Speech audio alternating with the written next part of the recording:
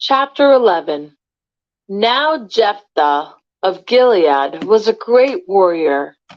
He was the son of Gilead, but his mother was a prostitute. Gilead's wife also had several sons, and when these half-brothers grew up, they chased Jephthah off the land. "You will not get any of our father's inheritance," they said, "for you are the son of a prostitute." So Jephthah fled from his brothers and lived in the land of Tob. Soon he had a band of worthless rebels following him. At about this time, the Ammonites began their war against Israel. When the Ammonites attacked, the elders of Gilead sent for Jephthah in the land of Tob. The elders said, "Come and be our commander. Help us fight the Ammonites." But Jephthah said to them, "Aren't you the ones who hated me and drove me from my father's house? Why do you come to me now when you're in trouble?" "Because we need you," the elders replied. "If you lead us in battle against the Ammonites, we will make you ruler over all the people of Gilead." Jephthah said to the elders, "Let me get this straight. If I come with you, and if the Lord gives me victory over the Ammonites, will you really make me ruler over all the people?" "The Lord is our witness," the elders replied. "We promise to do whatever you say." So Jephthah went with the elders of Gilead, and the people made him their ruler and commander of the army. At Mizpah, in the presence of the Lord, Jephthah repeated what he had said to the elders. Then Jephthah sent messengers to the king of Ammon asking, "Why have you come out to fight against my land?" The king of Ammon answered Jephthah's messengers, "When the Israelites came out of Egypt, they stole my land from the Arnon River to the Jabbok River, and all the way to the Jordan. Now then, give back the land peaceably." Jephthah sent this message back to the Ammonite king. This is what Jephthah says: "Israel did not steal any land from Moab or Ammon. When the people of Israel arrived at Kadesh on their journey from Egypt after crossing the Red Sea, they sent messengers to the king of Edom, asking for permission to pass through his land. But their request was denied. Then they asked the king of Moab for similar permission, but he wouldn't let them pass through either. So the people of Israel stayed in Kadesh. Finally, they went around Edom and Moab through the wilderness. They traveled along Moab's eastern border and camped on the other side of the Arnon River. But they never once crossed the Arnon River into Moab, for the Arnon was the border of Moab. Then Israel sent messengers to King Sihon of the Amorites, who ruled from Heshbon, asking for permission to cross through his land to get to their destination. But King Sihon didn't trust Israel to pass through his land. Instead, he mobilized his army at Jahaz and attacked them. But the Lord, the God of Israel, gave his people victory over King Sihon. So Israel took control of all the land of the Amorites who lived in that region, from the Arnon River to the Jabbok River, and from the eastern wilderness to the Jordan. So you see, it was the Lord, the God of Israel, who took away the land from the Amorites and gave it to Israel. Why then should we give it back to you? You keep whatever your god Chemosh gives you, and we will keep whatever the Lord our God gives us. Are you any better than Balak, son of Zippor, king of Moab? Did he try to make a case against Israel for disputed land? Did he go to war against them? Israel has been living here for 300 years, inhabiting Heshbon and its surrounding settlements, all the way to Aroer and its settlements, and in all the towns along the Arnon River. Why have you made no effort to recover it before now? Therefore I have not sinned against you. Rather, you have wronged me by attacking me. Let the Lord who is judge decide today which of us is right, Israel or Ammon. But the king of Ammon paid no attention to Jephthah's message. At that time, the Spirit of the Lord came upon Jephthah, and he went throughout the land of Gilead and Manasseh, including Mizpah and Gilead. And from there he led an army against the Ammonites. And Jephthah made a vow to the Lord. He said, "If you give me victory over the Ammonites, I will give to the Lord whatever comes out of my house to meet me when I return in triumph. I will sacrifice it as a burnt offering." So Jephthah led his army against the Ammonites, and the Lord gave him victory. He crushed the Ammonites, devastating about 20 towns from Aroer to an area near Minnith and as far away as Abel Keramim. In this way, Israel defeated the Ammonites. When Jephthah returned home to Mizpah, his daughter came out to meet him, playing on a tambourine and dancing for joy. She was his one and only child. He had no other sons or daughters. When he saw her, he tore his clothes in anguish. "Oh, my daughter," he cried out, "you have completely destroyed me. You've brought disaster on me. For I have made a vow to the Lord, and I cannot take it back." And she said, "Father, if you have made a vow to the Lord, you must do to me what you have vowed. For the Lord has given you a great victory over your enemies, the Ammonites. But first, let me do this one thing.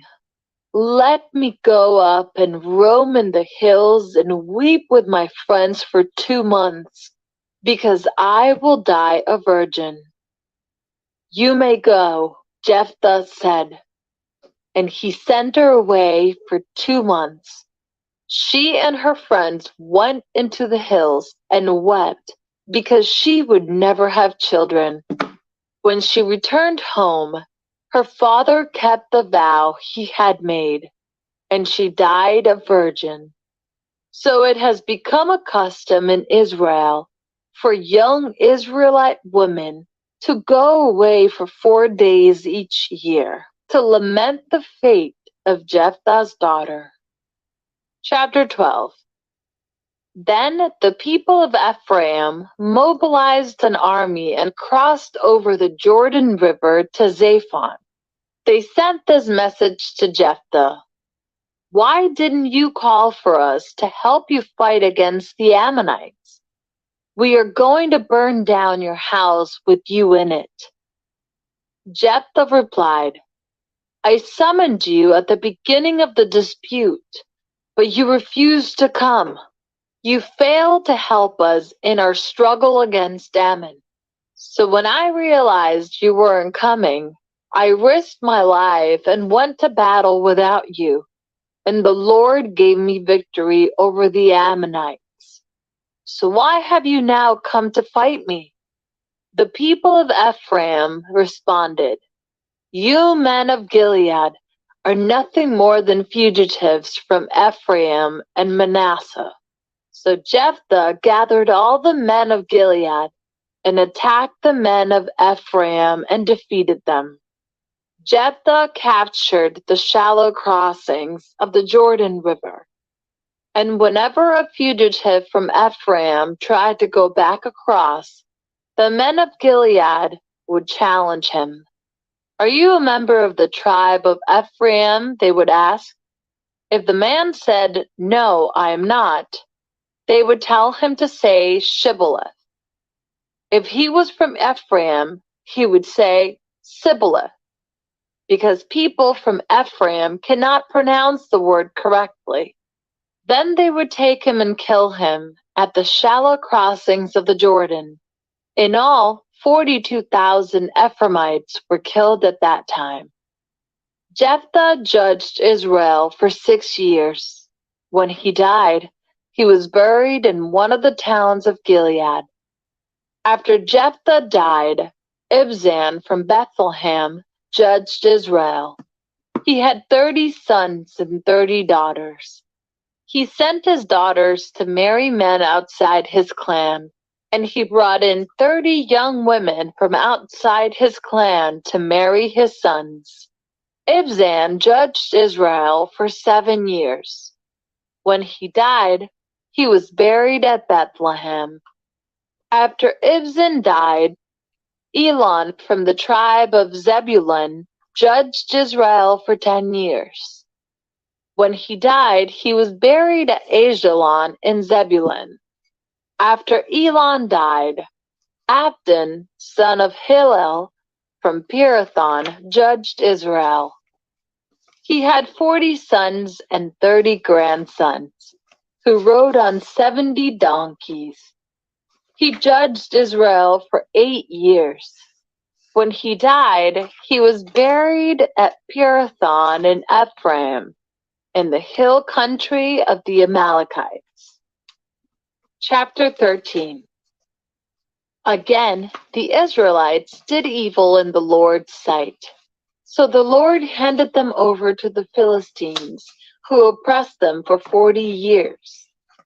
In those days, a man named Manoah from the tribe of Dan lived in the town of Zorah. His wife was unable to become pregnant, and they had no children. The angel of the Lord appeared to Manoah's wife and said, "Even though you have been unable to have children, you will soon become pregnant and give birth to a son. So be careful.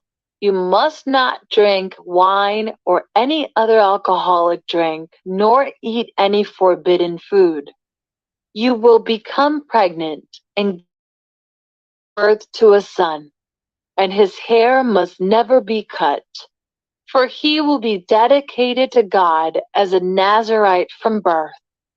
He will begin to rescue Israel from the Philistines." The woman ran and told her husband, "A man of God appeared to me. He looked like one of God's angels, terrifying to see. I didn't ask where he was from, and he didn't tell me his name, but he told me, 'You will become pregnant and give birth to a son. You must not drink wine or any other alcoholic drink, nor eat any forbidden food, for your son will be dedicated to God as a Nazirite from the moment of his birth until the day of his death.'" Then Manoah prayed to the Lord, saying, "Lord, please let the man of God come back to us again and give us more instructions about this son who is to be born." God answered Manoah's prayer, and the angel of God appeared once again to his wife as she was sitting in the field. But her husband Manoah was not with her. So she quickly ran and told her husband, "The man who appeared to me the other day is here again." Manoah ran back with his wife and asked, "Are you the man who spoke to my wife the other day?" "Yes," he replied, "I am." So Manoah asked him, "When your words come true, what kind of rules should govern the boy's life and work?" The angel of the Lord replied, "Be sure your wife follows the instructions I gave her. She must not eat grapes or raisins, drink wine or any other alcoholic drink, or eat any forbidden food." Then Manoah said to the angel of the Lord, "Please stay here until we can prepare a young goat for you to eat." "I will stay," the angel of the Lord replied, "but I will not eat anything. However, you may prepare a burnt offering as a sacrifice to the Lord." Manoah didn't realize it was the angel of the Lord. Then Manoah asked the angel of the Lord, "What is your name? For when all this comes true, we want to honor you." "Why do you ask my name?" The angel of the Lord replied, "It is too wonderful for you to understand." Then Manoah took a young goat and a grain offering and offered it on a rock as a sacrifice to the Lord. And as Manoah and his wife watched, the Lord did an amazing thing. As the flames from the altar shot up toward the sky, the angel of the Lord ascended in the fire. When Manoah and his wife saw this, they fell with their faces to the ground. The angel did not appear again to Manoah and his wife. Manoah finally realized it was the angel of the Lord, and he said to his wife, "We will certainly die, for we have seen God." But his wife said, "If the Lord were going to kill us, he wouldn't have accepted our burnt offering and grain offering. He wouldn't have appeared to us and told us this wonderful thing and done these miracles." When her son was born, she named him Samson, and the Lord blessed him as he grew up. And the Spirit of the Lord began to stir him while he lived in Mahanadan, which is located between the towns of Zorah and Eshtaol. Chapter 14. One day, when Samson was in Timnah, one of the Philistine women caught his eye. When he returned home, he told his father and mother, "A young Philistine woman in Timnah caught my eye. I want to marry her. Get her for me." His father and mother objected. "Isn't there even one woman in our tribe or among all the Israelites you could marry?" they asked. "Why must you go to the pagan Philistines to find a wife?" But Samson told his father, "Get her for me. She looks good to me." His father and mother didn't realize the Lord was at work in this, creating an opportunity to work against the Philistines, who ruled over Israel at that time. As Samson and his parents were going down to Timnah, a young lion suddenly attacked Samson near the vineyards of Timnah. At that moment, the Spirit of the Lord came powerfully upon him, and he ripped the lion's jaws apart with his bare hands. He did it as easily as if it were a young goat, but he didn't tell his father or mother about it. When Samson arrived in Timnah, he talked with the woman and was very pleased with her.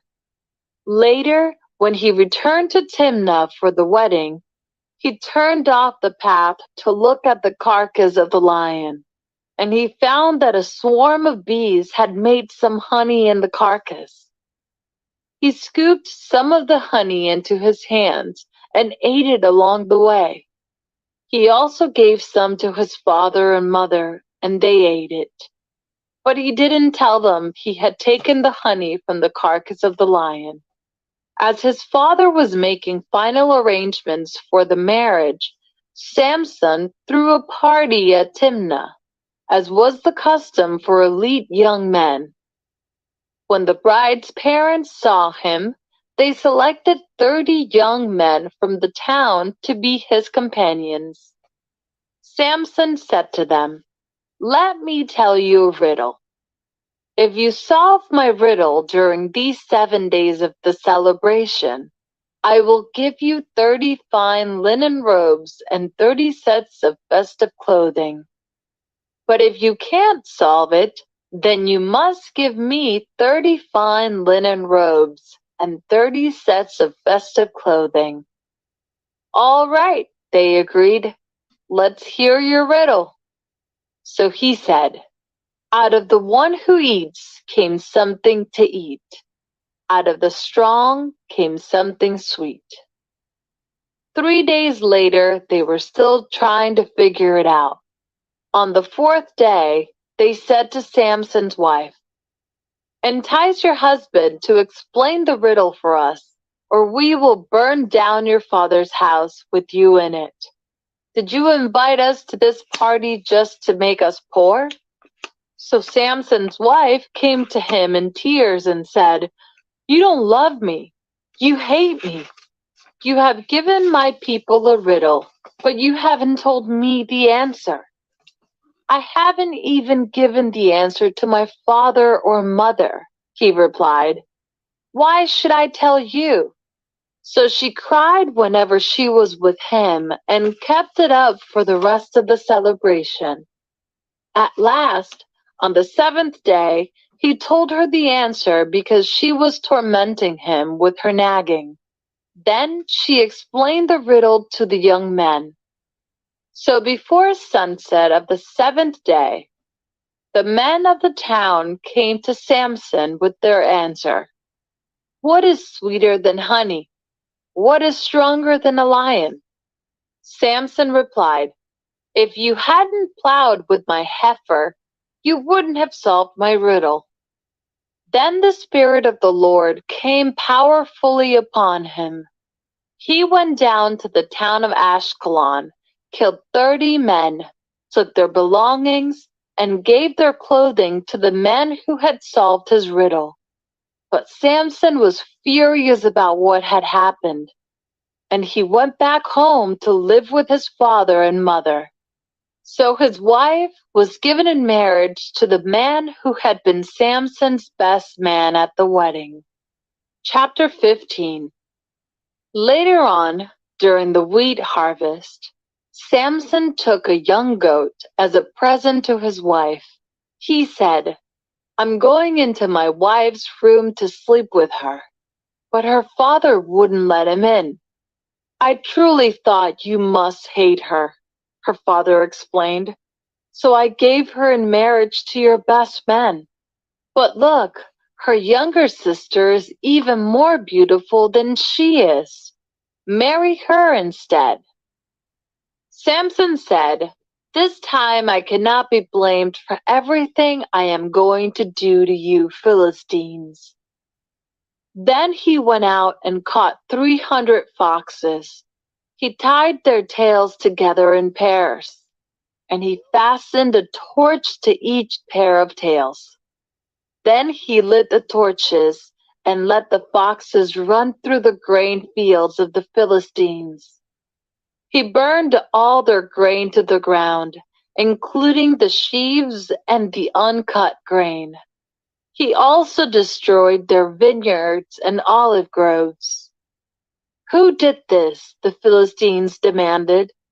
"Samson," was the reply, "because his father-in-law from Timnah gave Samson's wife to be married to his best man."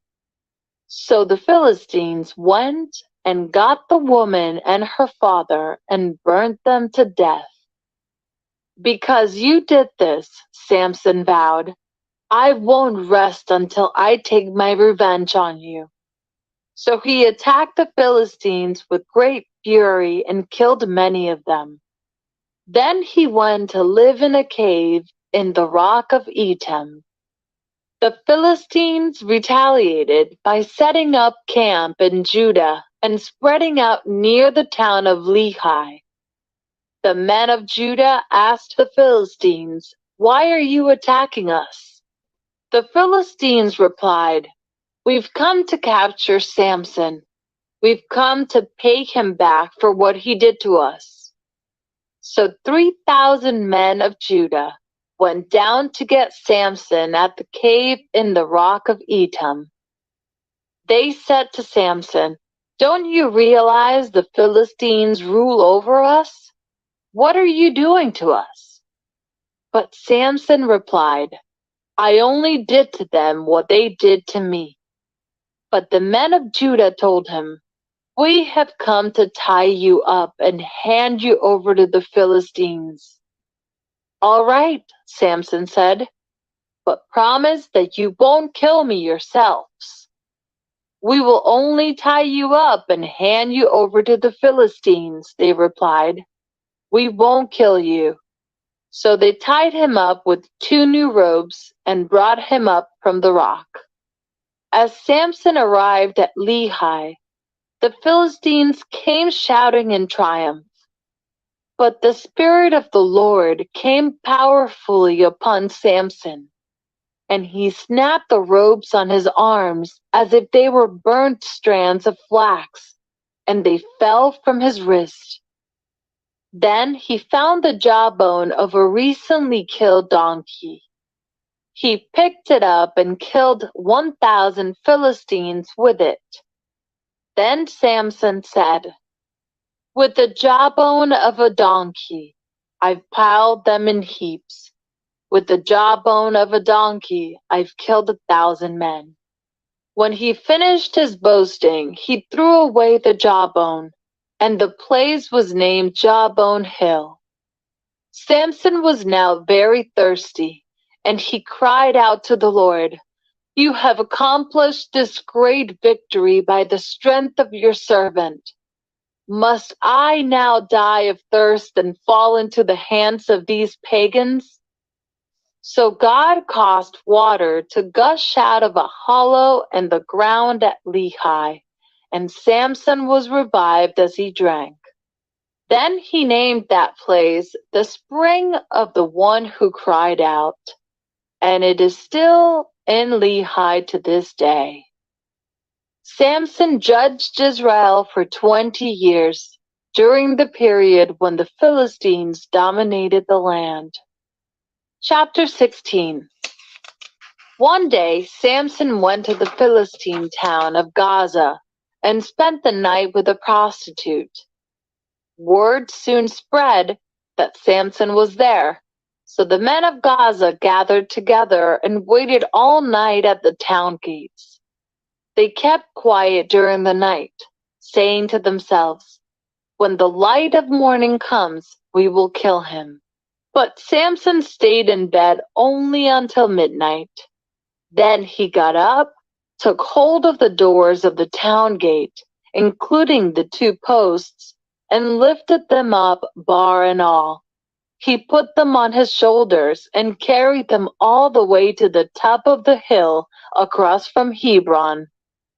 Some time later, Samson fell in love with a woman named Delilah, who lived in the valley of Sorek.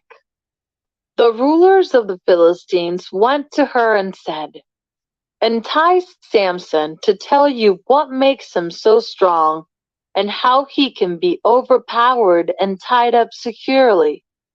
Then each of us will give you 1,100 pieces of silver." So Delilah said to Samson, "Please tell me what makes you so strong and what it would take to tie you up securely." Samson replied, "If I were tied up with 7 new bowstrings that have not yet been dried, I would become as weak as anyone else." So the Philistine rulers brought Delilah 7 new bowstrings, and she tied Samson up with them. She had hidden some men in one of the inner rooms of her house, and she cried out, "Samson, the Philistines have come to capture you." But Samson snapped the bowstrings as a piece of string snaps when it is burned by a fire. So the secret of his strength was not discovered.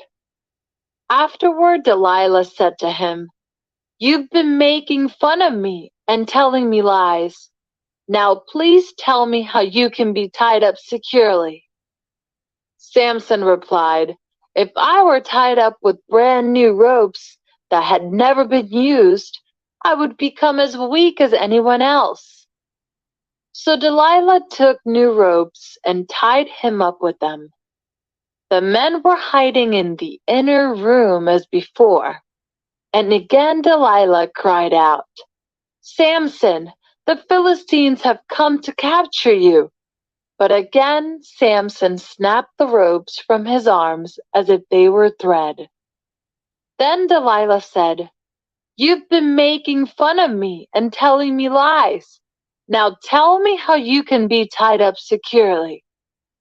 Samson replied, "If you were to weave the 7 braids of my hair into the fabric on your loom and tighten it with the loom shuttle, I would become as weak as anyone else."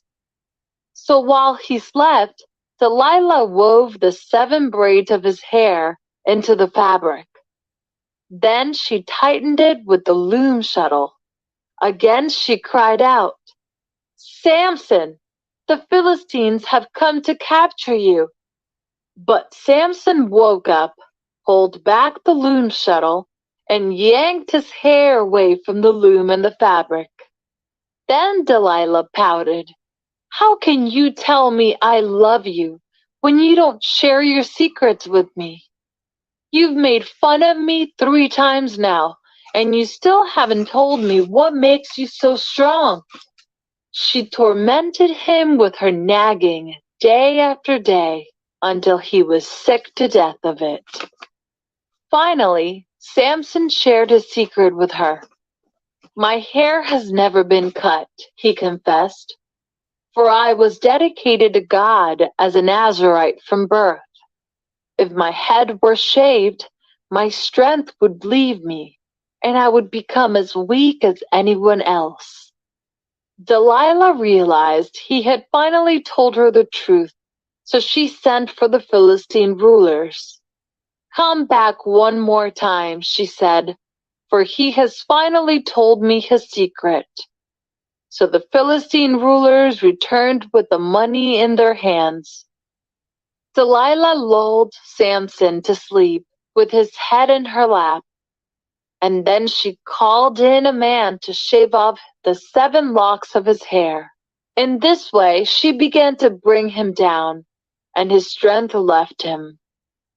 Then she cried out, "Samson, the Philistines have come to capture you."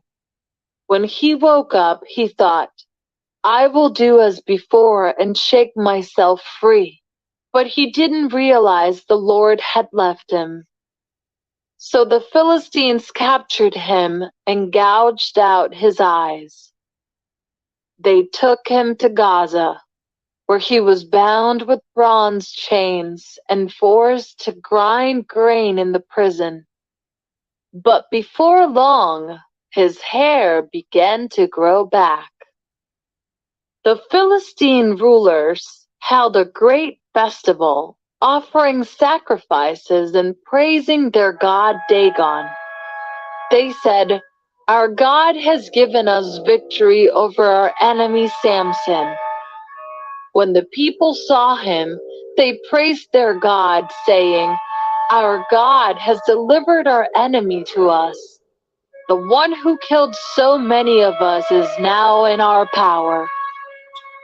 Half drunk by now, the people demanded, "Bring out Samson so he can amuse us."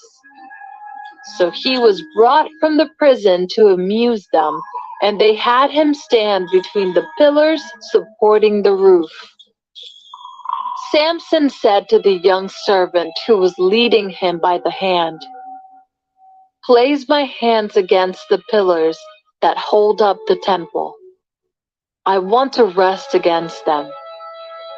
Now the temple was completely filled with people.